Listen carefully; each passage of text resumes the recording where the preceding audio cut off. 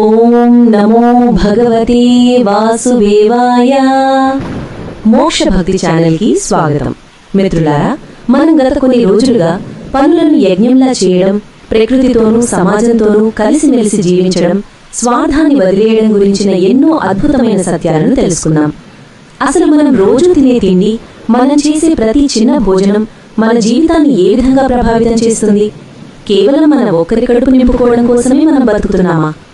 ఈరోజు భగవద్గీత 3వ అధ్యాయం నుండి శ్రీకృష్ణ పరమాత్మ మన అందరి ఆలోచనలను పూర్తిగా మార్చేయగల ఒక అత్యంత పవిత్రమైన సత్యాన్ని బోధిస్తున్నారు.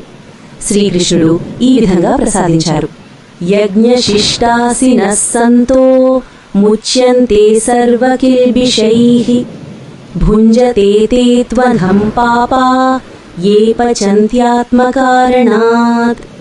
ఈ శ్లోక అర్థం ఏమిటంటే, యజ్ఞములో అనగా పరుల మేలు కోరి ఈశ్వరార్పితంగా వండబడిన ఆహారంలో మిగిలిన దానిని భుజించే ఆధ్యాత్మిక చింతన గల సత్పురుషులు సమస్త పాపముల నుండి పూర్తిగా విముక్తులవుతారు.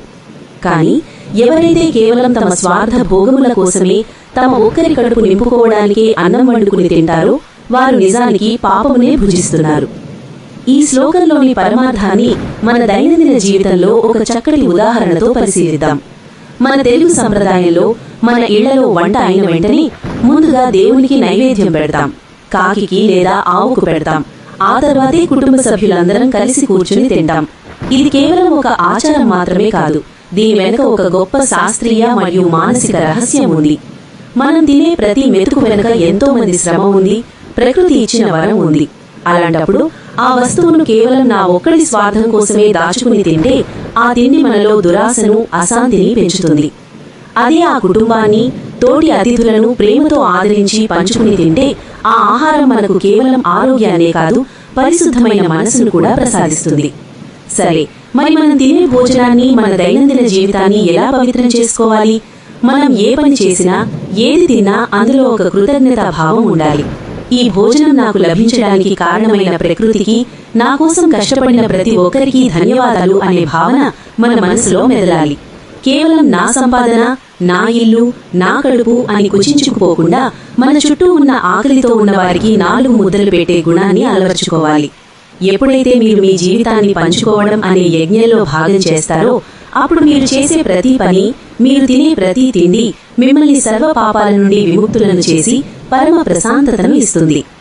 మిత్రులారా, భగవద్గీత మనకు నేర్పుతున్న ఈ పవిత్రమైన జీవన సూత్రం మన జీవితానికి ఒక గొప్ప వెలుగుని ఇస్తుందని నేను గట్టిగా నమ్ముతున్నాను. మనం పొందే ప్రతి అనుభూతిని ఇతరులతో పంచుకుంటూ కృతజ్ఞతతో ముందుకు సాగాలని మనసారా కోరుకుంటున్నాను. ఈ ఆధ్యాత్మిక ప్రయాణం ఇక్కడితో ఆగిపోకూడదు.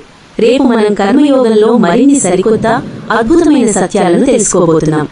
ఆ అమూల్యమైన జ్ఞాన సంపదను మీరు ఒక్కరోజు కూడా మిస్ అవ్వకూడదంటే ఇప్పుడే మన ఛానల్ కి సబ్స్క్రైబ్ చేసుకోండి. పక్కనే ఉన్న గంటల చిహ్నాన్ని నొక్కడం అస్సలు మర్చిపోకండి. ఈ రోజు మీరు ఈ శ్లోకం ద్వారా మీ దైనందిన జీవితంలో ఎలాంటి మార్పు తెచ్చుకోబోతున్నారో కింద కమెంట్ సెక్షన్ లో తప్పకుండా తెలపండి. మనమంతా కలిసి ఒక అర్థవంతమైన, ఆనందకరమైన జీవన మార్గాన్ని నిర్మిద్దాం.